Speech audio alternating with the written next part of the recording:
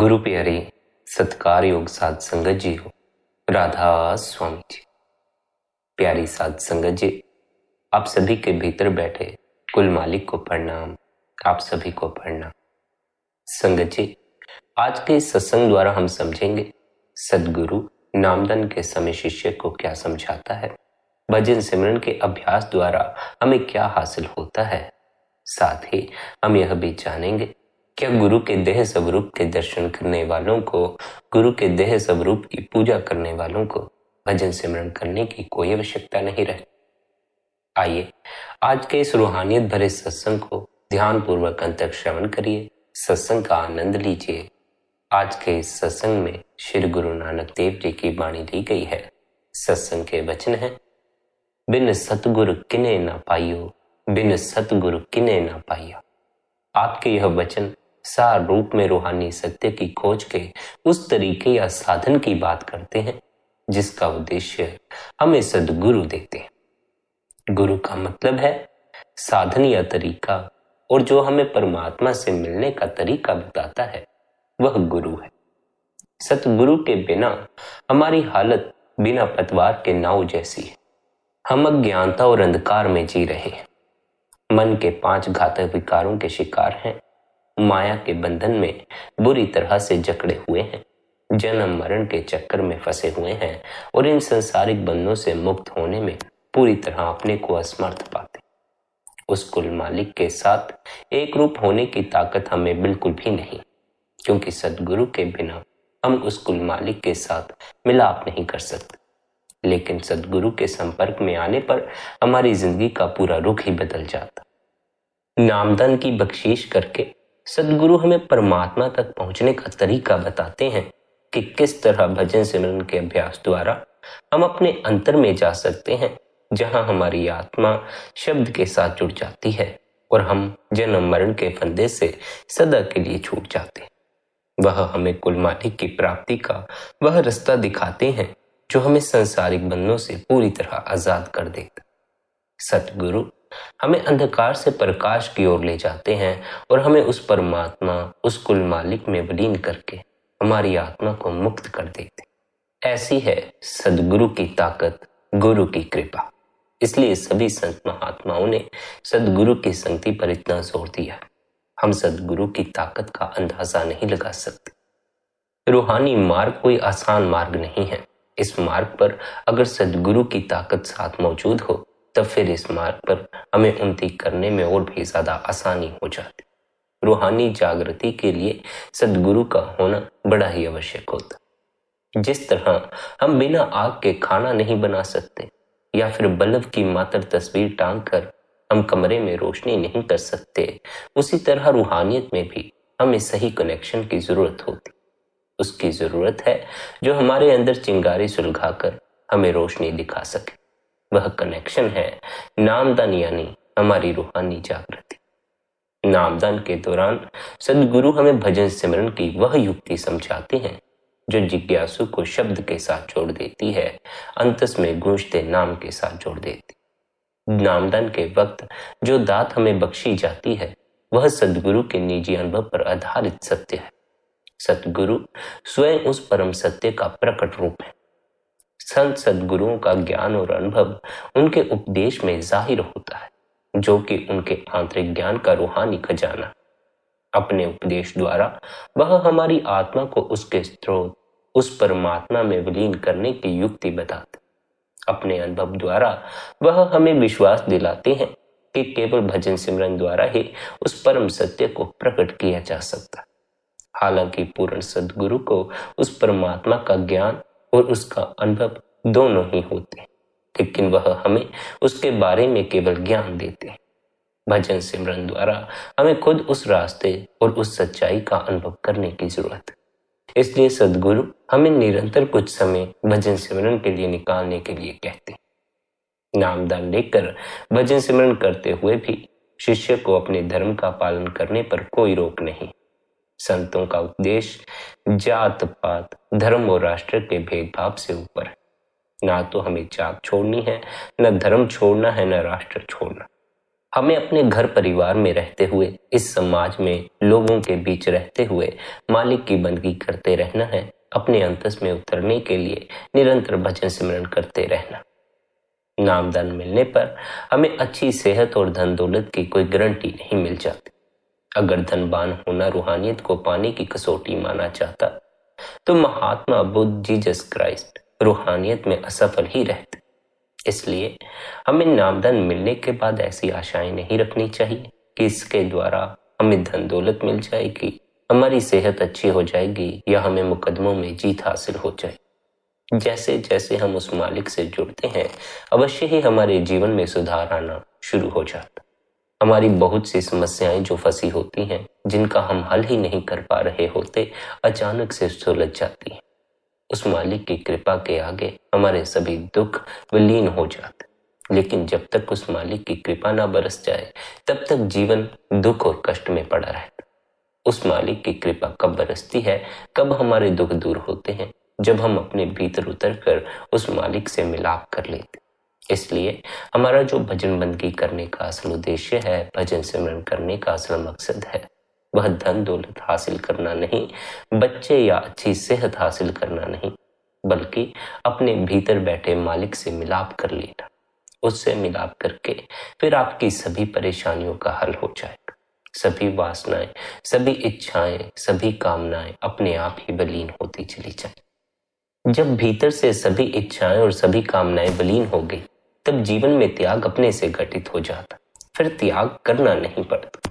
बहुत से जीव तो यह सोचते हैं कि उस मालिक को पाने के लिए हमें त्याग करने की आवश्यकता है। जब संत सद्गुरु कहते हैं कि उस मालिक से मिलाप के लिए त्याग करो, तो उनके कहने का अर्थ यह नहीं होता कि अपने घर परिवार का त्याग कर दो, संसारिक चीजों का त्याग कर दो, धन दौलत का त्याग कर दो, बच्चों का त्याग कर दो। नहीं, उनके कहने का इतना ही अर्थ होता है, इस मन का त्याग कर दो। मन का त्याग करते ही, मन को प्रभु के अर्पित करते ही सभी इच्छाएं, सभी वासनाएं भी अपने आप ही विलीन हो जाती। हम उस परमात्मा के सामने अपना सर तो झुकाते हैं, लेकिन अपना यह मैला मन नहीं झुकाते। यह मैला मन फिर हमें हमारी इच्छाओं की ओर भगाता है, हमारी वासनाओं की पूर्ति की ओर भगाता। बस उन्हीं की पूर्ति में फिर जीवन भागदौड़ में बीतता है, और वही भागदौड़ हमारे जीवन को थकाती चली जाती है, हमें कमजोर करती चली जाती। कमजोरी लक्षण है इस तरफ कि अभी परमात्मा से मिलाप नहीं हो सका।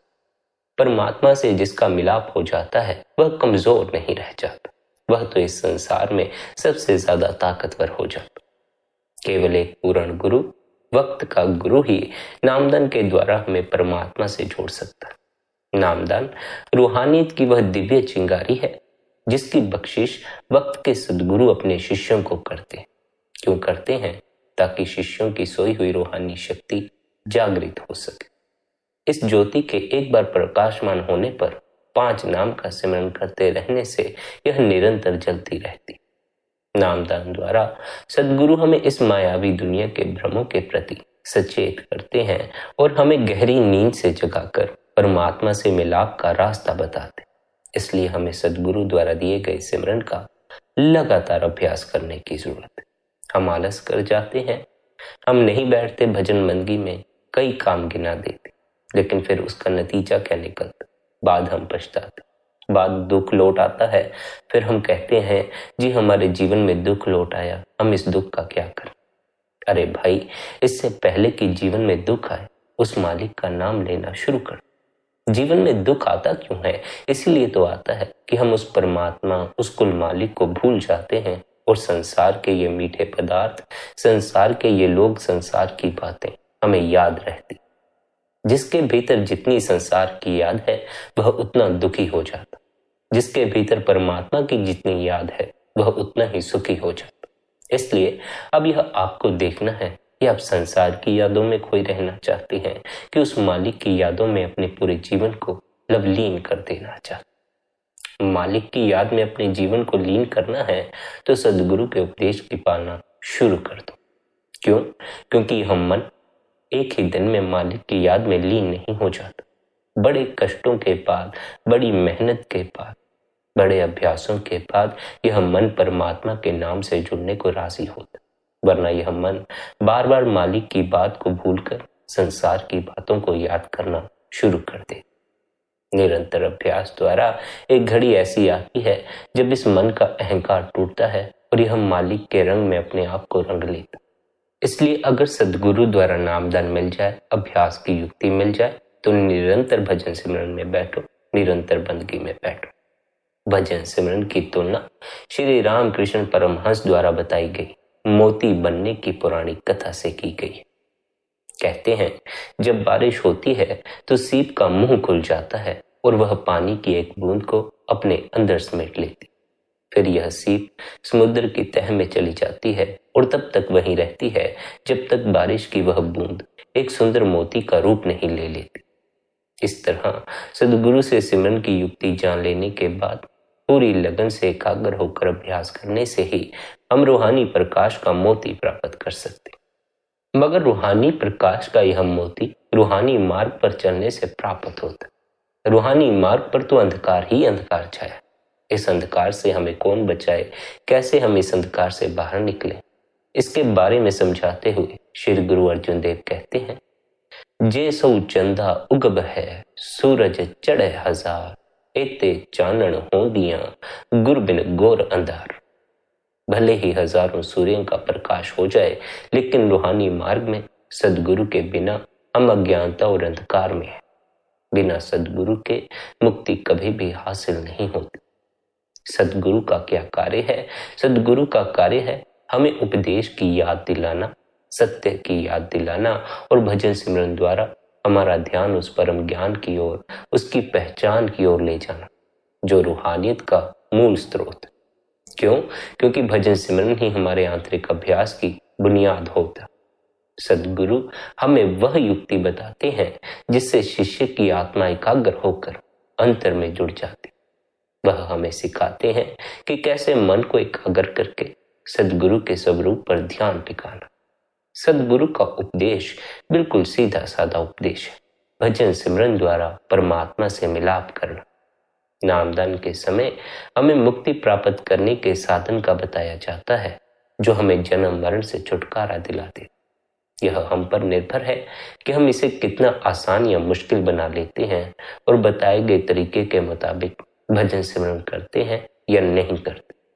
क्योंकि जिस तरह हम उत्तर और दक्षिण दोनों तरफ एक ही वक्त में नहीं आ जा सकते, उसी तरह हम बंधन और बंधन मुक्त इन दो अवस्थाओं में एक ही समय में नहीं रह सकते।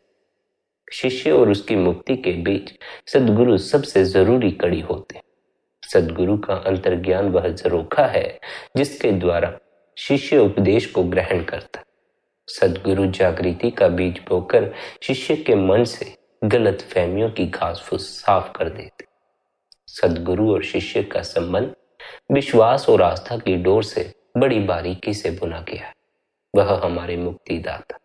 हालांकि शुरू में हम उन्हें अपना पिता, भाई, मित्र या प्रियतम मान सकते हैं, लेकिन आखिरकार ये शब्द सद्गुरु और शिष्य के उस अद्भुत संबंध की गहराई और उस पवित्रता का वर्णन नहीं कर पाते। केवल यही सच्चा और असली संबंध है। यह गहरा, पक्का और कभी न छूटने वाला संबंध। सद्गुरु लगातार इस बात पर जोर देते हैं कि हमें देह स्वरूप की पूजा नहीं करनी, बल्कि रूहानी स्वरूप को पाने की कोशिश करनी। हम इस बात को समझने की कोशिश ही नहीं करते, बल्कि हमें सद्गुरु की जानकारी लेने और देने में ज्यादा मजा आता है। कब सद्गुरु कहाँ जाएंगे, कैसे जाएंगे, कहाँ उनके दर्शन होंगे, बस हम इन्हीं बातों में व्यर्थ उलझे रहते हैं। यह नहीं कि हम अपने सद्गुरु द्वारा उपदेश की पालना करें। बाहर गुरु के दर्शन करना और बात है, भीतर गुरु के दर्शन हासिल कर लेना और बात है। और यह स्मरण रखें, जो बाहर के दर्शनों में उलझे रह जाते हैं, उनका मालिक से मिलाप नहीं होता। जो सद्गुरु के आंतरिक दर्शन हासिल कर लेते, उनका ही मालिक से मिलाप हो पाता। इसलिए गुरु के देह स्वरूप की पूजा में नहीं, बल्कि गुरु के रूहानी स्वरूप को पाने की कोशिश करनी है। उसके लिए निरंतर भजन सिमरन करना है, भीतर उतरने के लिए समय देना। हम तो व्यर्थ की बातों में उलझे रह जाते। उदाहरण के तौर पर हम पूछते हैं कि सद्गुरु ने आज सत्संग कितनी देर फरमाया, कितनी देर वे सत्संग में बैठे। हम समय के हिसाब किताब पर ज्यादा ध्यान देते हैं। यह नहीं सोचते कि उनकी मौजूदगी से हमें क्या मिला। उन्होंने क्या कहा उसका सार हम जानते नहीं, न जानना चाहते हैं। केवल यह जानना चाहते हैं कि वह कितना वक्त सत्संग में बैठे।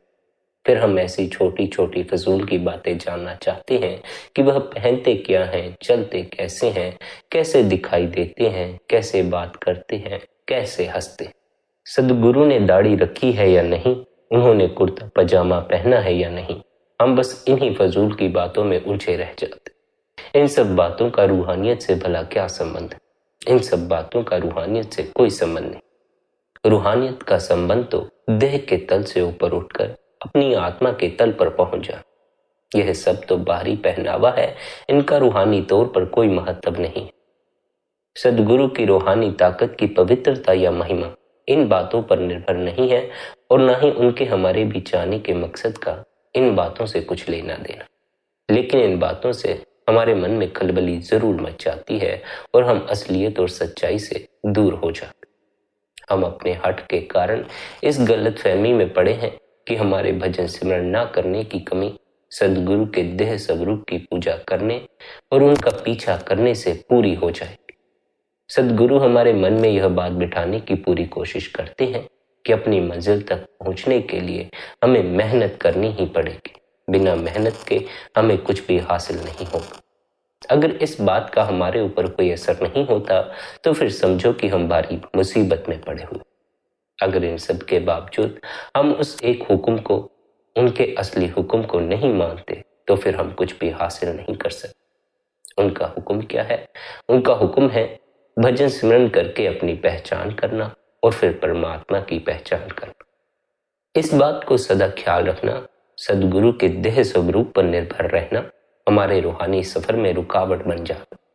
देह स्वरूप से हमें अंतर का सफर करने में मार्गदर्शन मिलता है, प्रेरणा मिलती है, हमारा हौसला बढ़ता है, लेकिन यह हमारे रूहानी सफर की आखिरी मंजिल नहीं। देह स्वरूप से प्राप्त होने वाली अनमोल शक्ति और ताकत को हमें सही दिशा देने की जरूरत है ताकि हम आंतरिक तरक्की करके इसे श्रद्धा और लगन में बदल सकें। यह स्मरण रखें, श्रद्धा दर्शन से पैदा होती है। दर्शन निरंतर भीतर उतरने पर प्राप्त होता। निरंतर अभ्यास करोगे, भीतर जाओगे, मालिक का दर्शन पाओगे तो श्रद्धा अपने आप ही पैदा होनी शुरू हो जाएगी। फिर परमात्मा पर श्रद्धा थोपनी नहीं पड़ती। हम तो परमात्मा पर श्रद्धा थोपने में लगे रहे। थोपने से बेहतर है दर्शन के मार्ग पर उन्नति करो, अर्थात अपने आंतरिक मार्ग पर उन्नति करो। देह स्वरूप के प्रति प्रेम से जो ताकत हमें मिलती है उससे हमें अंतर्मुख होने की प्रेरणा मिलनी चाहिए ताकि हम सदगुरु के नूरी स्वरूप से जुड़ सकें। अगर हम देह स्वरूप से ही बंधे रहे तो हमारी रूहानी तरक्की रुक जाएगी, फिर हम मालिक तक कभी नहीं पहुंच सके। देह स्वरूप हमारे रूहानी सफर का प्रवेश द्वार है, लेकिन उस निराकार परमात्मा तक पहुंचना हमारी आखिरी मंजिल है। यह कहकर कि देह स्वरूप का दर्शन भजन सिमरन की जगह ले सकता है, हम अपने मन को तसल्ली देते रहते हैं और यह तसल्ली झूठी तसल्ली होती है। इससे हमें कोई लाभ नहीं होता। हमें अपने आप को झूठी तसल्लियों में नहीं डालना है, बल्कि सत्य के प्रति जगाना है।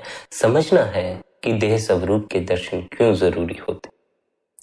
शुरू में शिष्य सदगुरु के देह स्वरूप की ओर आकर्षित होता, फिर धीरे धीरे देह स्वरूप के साथ उसका इतना लगाव हो जाता है कि दर्शन की चाहत और तड़प बढ़ती चली जाती। ऐसी अवस्था में सदगुरु के शब्द स्वरूप के दर्शन करने की जीव की चाहत और प्रबल हो जाती।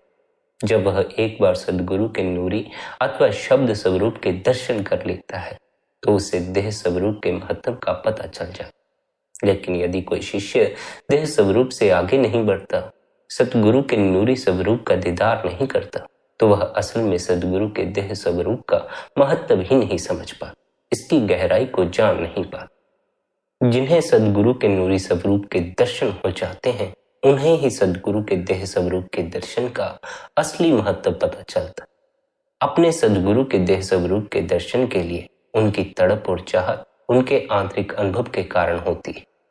हमारी यह देह स्वरूप के दर्शन की तड़प किसी आंतरिक अनुभव पर आधारित नहीं होती। यह तो मन की ही बातें होती हैं, मन का ही जोर होता। मन का क्या है? मन का कोई पक्का भरोसा थोड़ी है यह कितनी देर के लिए सद्गुरु के दर्शन की मांग करे। मन घड़ी घड़ी पलटता रहता। अभी यह मन आपसे सत्संग सुनने को कहेगा, घड़ी भर बाद कहेगा कोई फिल्म देख लेते हैं, कोई संगीत सुन लेते। अभी यह मन आपको ध्यान करने के लिए कहेगा, घड़ी भर बाद कहेगा बाजार में चाहते हैं, निंदा चुगली कर लेते। इस मन के भरोसे मत हो जाना। इस मन के पीछे लगकर बहुत से जीव परमात्मा की भक्ति में लगे हैं, गुरु की भक्ति में लगे हैं, और क्योंकि मन के पीछे लगकर भक्ति करते हैं इसलिए उन्हें सदा दुख ही उठाने पड़ते हैं, कष्ट ही उठाने पड़ते। यह मत सोच लेना कि मन के पीछे लगकर प्रभु की भक्ति करोगे और जीवन में सुख आ जाएगा। नहीं नहीं, ऐसी कोई बात नहीं है। मन के द्वारा की गई भक्ति तो क्षणिक भक्ति होती। जो मन एक विचार पर, एक चीज पर, एक इच्छा पर, एक वासना पर ज्यादा समय के लिए कायम नहीं रहता, वह मन मालिक की भक्ति पर सदा के लिए कायम कैसे रह सकेगा। मन तब तक घड़ी घड़ी पलटता रहेगा जब तक आपको अंतर में सद्गुरु के रूहानी स्वरूप के दर्शन नहीं होंगे। सद्गुरु के आंतरिक दर्शन ही मन की भटकन को दूर कर सकते हैं। इसलिए हमें आंतरिक दर्शन की यात्रा करनी चाहिए। आंतरिक दर्शन हासिल करने के लिए निरंतर भजन स्मरण करना चाहिए। निरंतर अपने भीतर उतरने के लिए कुछ समय अवश्य निकालना चाहिए। इस भुलेखे में ना पड़े रहें। देह स्वरूप के दर्शन कर लेने भर से ही आपकी रूहानी मार्ग पर उन्नति हो जाए। इसलिए सभी संतों ने कहा है, सद्गुरु के देह स्वरूप तक ही मत ठहर जाना। यह हमारी आखिरी मंजिल नहीं है। इससे आगे बढ़ो, अंतर में जाओ और गहरे उतरो। अपने प्रेम के जरिए उस नूरी स्वरूप के साथ जुड़ो, जिससे जुड़ने के बाद सद्गुरु के देह स्वरूप का असल महत्व समझा। देह स्वरूप हमारी रूहानी सफर की आखिरी मंजिल नहीं और ना ही यह हमारा मकसद। यह तो शुरुआत है, भूख जागृत करने जैसा। सद्गुरु चाहते हैं कि हम अपने गहरे प्रेम को निराकार तक पहुंचाने का जरिया बना। सद्गुरु का कार्य यह निश्चित करना है कि देह स्वरूप के प्रति हमारा प्रेम आखिर में हमें निराकार तक पहुंचा दे। ऐसा ना हो कि कोई जीव देह स्वरूप तक ही सीमित रह जाए। आपने भी बार बार उपदेश में सुना होगा, कई बार सत्संग में सुना होगा कि हमें गुरु के देह स्वरूप से चिपके नहीं रह जाना। यह विनती बार बार यूं ही नहीं दोहराई जाती। यह विनती इसलिए दोहराई जाती है क्योंकि अधिकांश जीव देह स्वरूप से ऊपर नहीं उठ पाते, आंतरिक दर्शन सद्गुरु के प्राप्त नहीं कर पाते। क्यों नहीं कर पाते? चिपकाहट के कारण। जैसे बच्चों की देह से चिपकाहट कर बैठते हैं, पति या पत्नी की देह से चिपकाहट कर बैठते हैं, मित्रों या परिवार की देह से चिपकाहट कर बैठते हैं, ऐसे ही सद्गुरु की देह से भी चिपकाहट कर बैठते। इस बात को सदा स्मरण रखें। जीव सब कुछ छोड़ने को तैयार हो जाता, धन, मान सम्मान, घर परिवार, सभी कुछ, लेकिन आखिरी चीज जो बचाए रखता है वह गुरु ही होता। जीव गुरु को छोड़ने को तैयार नहीं होता और आंतरिक मार्ग जो है वह इतना बारीक मार्ग है कि वहां दो प्रवेश नहीं कर सकते। वहां तो कोई एक ही दाखिल हो सकता है। अगर आप गुरु की देह से चिपक चुके हो तो अंतस के उस बारीक मार्ग पर दाखिल नहीं हो सकोगे। यही कारण है कि सद्गुरु को बार बार अपने सत्संग द्वारा यह समझाना पड़ता है कि मेरे देह स्वरूप से चिपक मत जाना। असल गुरु आपके भीतर बैठा है, अपने भीतर ही असल गुरु की खोज करो। क्या हमने बार बार सत्संग में यह नहीं सुना कि असल गुरु हमारे भीतर बैठा? सुना है, कई बार सुना है, लेकिन सुनने के बावजूद हम इस ओर ध्यान नहीं देते। सुनते तो हैं गुरु भीतर है, लेकिन बाहर ही बाहर गुरु को खोजते। ऐसा ही हाल हमारा हर तरफ है। सुना तो है परमात्मा भीतर है, लेकिन भीतर नहीं बाहर खोजते। सुना तो है आनंद भीतर है, सुख भीतर है, लेकिन भीतर नहीं बाहर खोजते। जो भी जीवन में सबसे ज्यादा जरूरी है, मूल्यवान है, वह सभी कुछ आपके भीतर, लेकिन सभी कुछ भीतर होते हुए जीव बाहर ही बाहर ढूंढता। क्यों? क्योंकि जो हमें मिलता है हम उसकी कदर नहीं करते। जो हमें मिलता है वह हमें दिखाई पड़ना बंद हो जाता है, और जो हमें अभी तक मिला नहीं, हासिल नहीं हुआ, वह हमें दिखाई पड़ना शुरू हो जाता। समझे? किसी को धन मिल गया है तो उसकी धन पर दृष्टि नहीं रह जाती। धन से जो साधन इकट्ठे किए जा सकते हैं, जो साधन उसके पास मौजूद नहीं है, उनकी तरफ उसकी दृष्टि मुड़ जाती। जिसके पास धन नहीं है उसका ख्याल और कहीं नहीं जाता, उसका ख्याल तो धन में ही अटका रहता। वह यही सोचता है कैसे धन हासिल हो जाए। जो जो जीव के पास है नहीं, जीव उसके प्रति जागा हुआ है, और जो जो जीव के पास मौजूद है उसके प्रति जीव मूर्छित हुए बैठा। जब हम अपनी इस देह के प्रति मूर्छित हो जाते, यह देह जो हमें उस मालिक ने दे रखी है, जब हम भूल जाते हैं कि हमें यह मिली हुई है, तब हम भटकते चले जाते हैं। तब फिर हम अपनी देह की तरफ ध्यान न देकर, अपने जीवन की तरफ ध्यान न देकर अन्य ही चीजों की दौड़ में लग जाते। देह की तरफ जितना ध्यान दोगे उतना ही देह के प्रति जागोगे, उतना ही इस बात के प्रति भी जागोगे कि देह का जीवन बड़ा ही शुद्र सा जीवन है, कब हाथ से निकल जाए इसकी कोई गारंटी नहीं है। जब इस बात के प्रति जागोगे कि समय कम है और जो खोजना है वह बहुत विराट है, बहुत ज्यादा है, तभी आप भजन बंदगी के लिए अपने प्राणों की बाजी लगा सको। जब तक भीतर मृत्यु का स्मरण नहीं, जीने की झूठी कामना बनी हुई है, ऐसा लगता है कि सदा जीते रहो, तब तक भजन बंदगी के लिए, उस मालिक से मिलाप के लिए, अपने भीतर उतरने के लिए आप प्राणों की बाजी नहीं लगाओगे। इस मार्ग पर प्राणों की बाजी लगा देनी पड़ती है। इस मार्ग पर कायर लोग ज्यादा दूर तक उन्नति नहीं कर पाते। इसलिए जब भी भजन सिमरन में बैठो, चाहे आधे घंटे के लिए बैठो, 15 मिनट के लिए बैठो, 5 मिनट बैठो, आधा घंटा बैठो, 2 घंटा बैठो, 3 घंटा बैठो, जितने भी समय के लिए बैठो, अपने प्राणों को बंदगी में शामिल कर लेना, प्राणों की बाजी लगा देना। पता नहीं कौन सी घड़ी ऐसी होगी कि आप उस द्वार तक पहुंच जाएंगे जिस द्वार को भेद कर मालिक से मिलाप किया जा सकता है, मालिक के द्वार में प्रवेश किया जा सकता।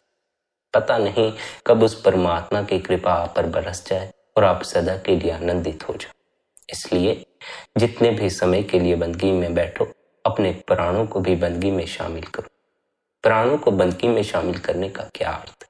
प्राणों को बंदगी में शामिल करने का अर्थ है कि यदि आप सिमरन कर रहे हो तो सिमरन के अलावा आपके भीतर अन्य कोई और विचार नहीं होना चाहिए। हम सिमरन तो करते हैं, राम राम जपते हैं, हरि हरि जपते हैं, लेकिन भीतर संसार के ख्याल भी घूमते रहते हैं। जब तक भीतर संसार के ख्याल घूम रहे हैं, तब तक कितना ही परमात्मा का नाम दोहराते रहो, वह दोहराने से आपको कोई लाभ नहीं होगा। उससे फिर इतना ही होगा, फिर प्रभु का वह नाम दोहराना आपको सिवाय नींद के कहीं और नहीं ले जाएगा। एक तो प्रभु का नाम जपना है जो हमें पूर्ण जागरण की तरफ ले जाता है, एक नाम जपना है जो हमें सुला देता है, नींद में पहुंचा दे। असल में नाम जप के द्वारा हमें तब नींद आती है जब हमारा मन उसमें शामिल नहीं होता। जब हमारे प्राण कहीं और फंसे होते हैं, तब हमारे भीतर जागरण की बजाय सुस्ती आना शुरू हो जाती। सिमरन करते समय अपने आप को पूरी तरह सिमरन में लीन कर दो। विचार तो अवश्य ही कई तरह के भीतर उठेंगे, लेकिन किसी भी विचार की तरफ ध्यान मत देना। ध्यान गुरु द्वारा दिए सिमरन पर ही रखना। अंतस में उतरते हो मन से परे जाने के लिए, कोई पूजा करते हो, कोई प्रार्थना करते हो, तो उस पूजा उस प्रार्थना के बीच विचारों की दीवार को खड़े मत होने दें।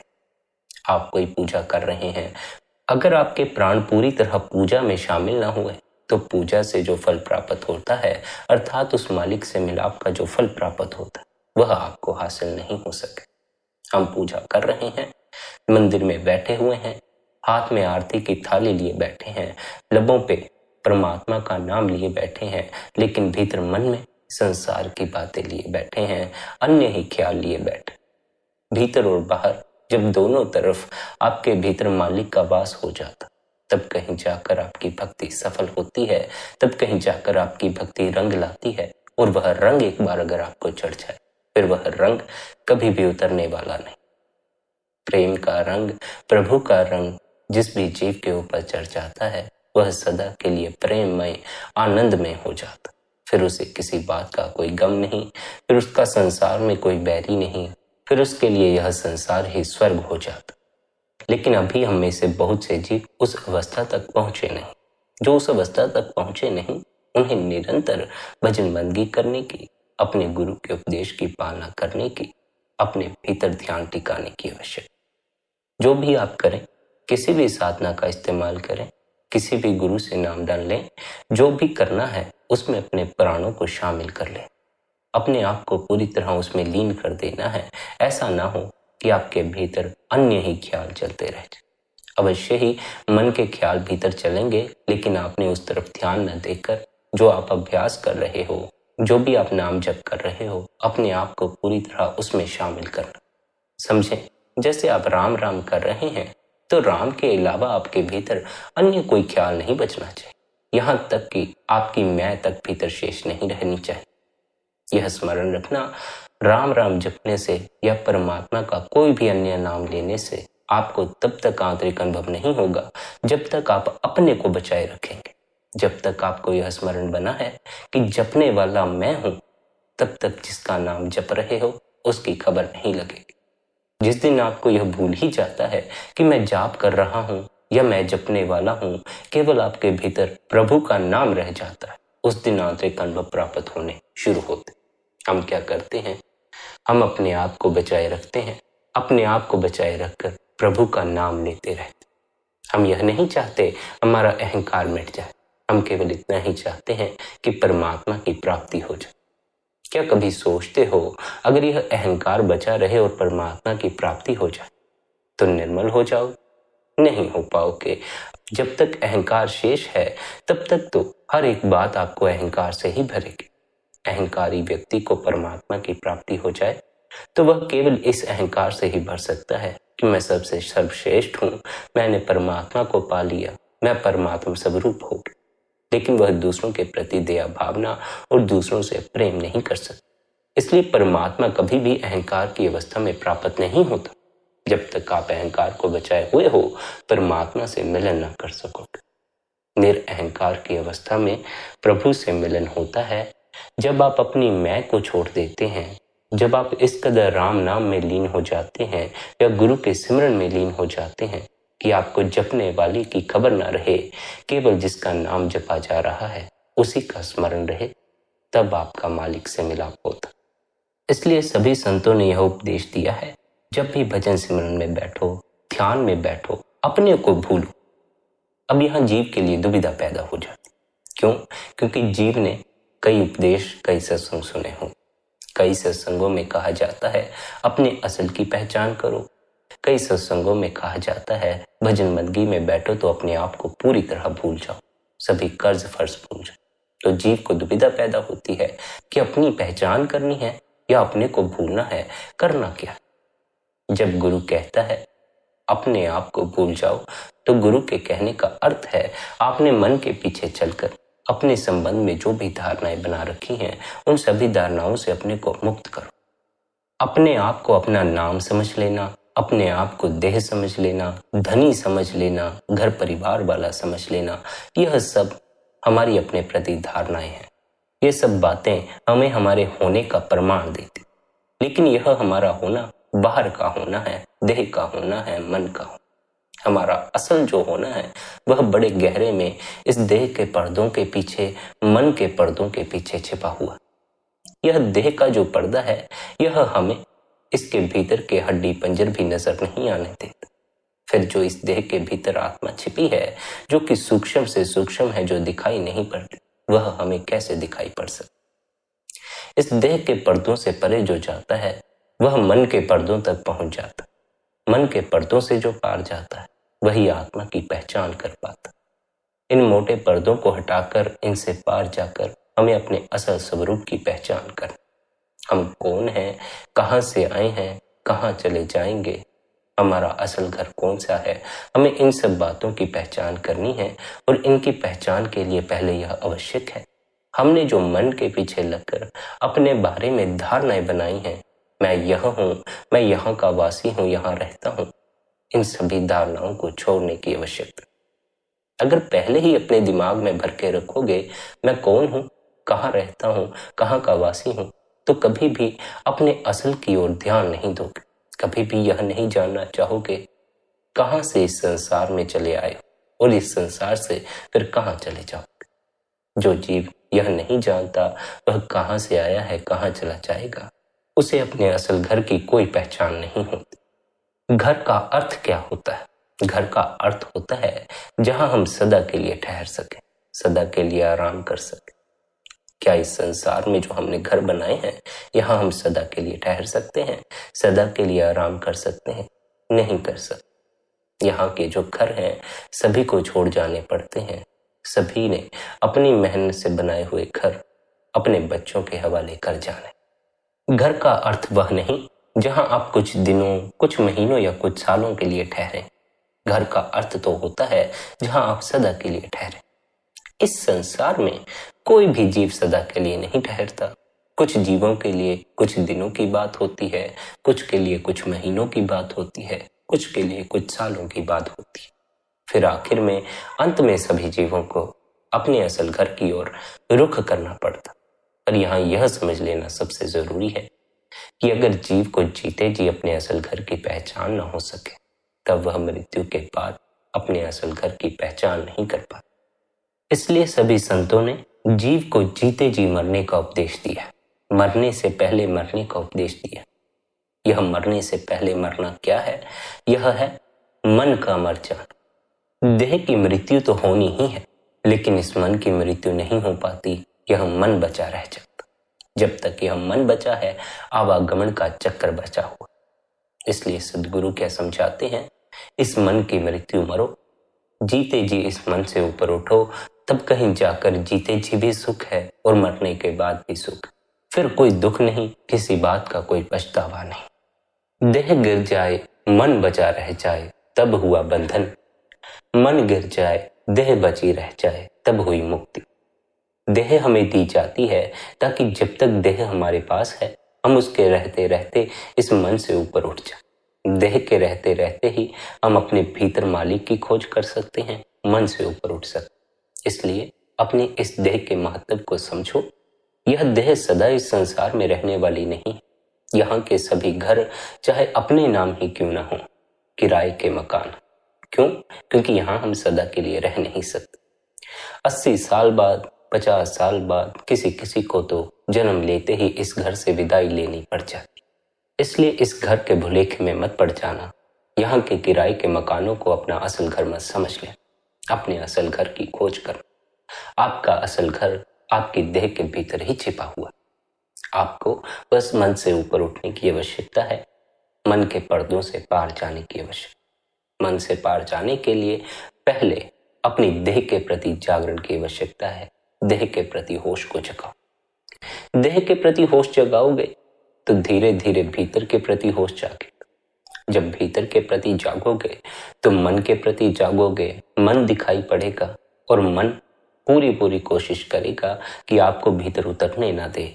इसलिए अगर मन कोई बेचैनी से भरी बात खड़ी कर दे, कोई गलत ख्याल खड़ा कर दे, तो घबरा मत जाना, बंदगी में लगे रहना, मन की तरफ ध्यान ही मत दे। मन की मृत्यु मरो, तब फिर आप जन्म मरण के बंधनों से, देह के बंधनों से, आवागमन के बंधनों से सदा के लिए आजाद होकर उस कुल मालिक में समा जाओ। उस कुल मालिक में समाने के लिए, देह के बंधन से ऊपर उठने के लिए निरंतर गुरु द्वारा दिया अभ्यास करो, निरंतर भजन सिमरन करो, निरंतर ध्यान में बैठो। बस यह बात स्मरण रखो, गुरु के देह स्वरूप के दर्शन से ही नहीं चिपके रहना है, गुरु के आंतरिक दर्शन प्राप्त करने। अवश्य ही शुरू शुरू में गुरु के देह स्वरूप के दर्शन साधक के लिए बड़े जरूरी होते हैं। उन दर्शनों से, देह स्वरूप के दर्शन से साधक के कई पाप, कई मैले कर्म दूर हो जाते। लेकिन फिर भी जो हमारा असल मकसद है वह देह स्वरूप पर ठहर जाना नहीं, अपने अंतर में बैठे गुरु से मिलाप कर ले। हमारे अंतर में बैठा गुरु कौन है? वह शब्द है, वह नाम। उस नाम से जुड़ने के लिए निरंतर भजन सिमरन करें, निरंतर मन से परे होने के लिए कुछ समय निकालें। जैसे जैसे अपने को ख्यालों से परे करोगे भीतर शांति होती जाएगी और उसी शांति में नाम सुनाई पड़ेगा। मन से परे होने के लिए मन पर ध्यान देना बंद कर दो। अगर मन के स्वाद बड़े मीठे लगते हैं, ध्यान अपने आप मन की तरफ खिंचा चला जाता, तो गुरु द्वारा दिया सिमरन करो, उस मालिक का नाम लो, मगर उस नाम लेने में यह स्मरण रखना अपने पूरे प्राण उसमें शामिल कर दे। सिमरन ही आपके भीतर फिर शेष रहना चाहिए, अन्य कोई ख्याल आपके भीतर शेष न रहे। प्रभु का नाम ही आपके भीतर बचे, अन्य किसी और का नाम, यहाँ तक कि अपने नाम की भी आपको याद ना रह जाए, तब कहीं जाकर सिमरन के फल की प्राप्ति होती। जब आप निरंतर गुरु के उपदेश पर चलकर मन से परे जाने की कोशिश करोगे तो एक दिन अवश्य ही उस मालिक की कृपा आप पर होगी और आपको अपने ही भीतर गूंजता दिव्य नाम सुनाई पड़ना शुरू हो जाए। वह दिव्य नाम तो इतना आनंद से भरा हुआ है कि उसकी तरफ आपका ध्यान अपने आप ही खिंचता चला जाता। आपको ध्यान उसकी तरफ मोड़ना भी नहीं पड़ता और वह आपके ध्यान को अपने आप ही अपनी तरफ खींच ले। पर यह ख्याल रखें, जब तक आंतरिक धुन आपको साफ साफ सुनाई पड़नी शुरू ना हो जाए तब तक धुन को सुनने के लिए भी अवश्य समय निकालें। धुन से जुड़ना हमारा असल उद्देश्य है, क्योंकि धुन ही हमें दुर्दरगाह तक ले जाती है, हमें हमारी आत्मा की पहचान करवाती। इसलिए अंत में आपसे यही विनती है, निरंतर भजन बंदगी करें, निरंतर ध्यान में बैठें।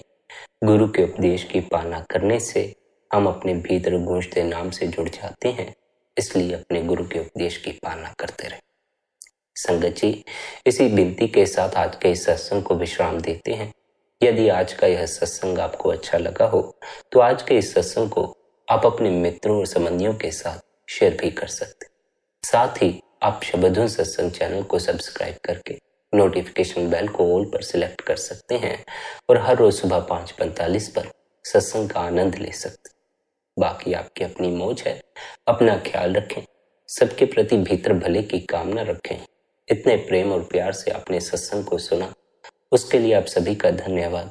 राधा स्वामी जी।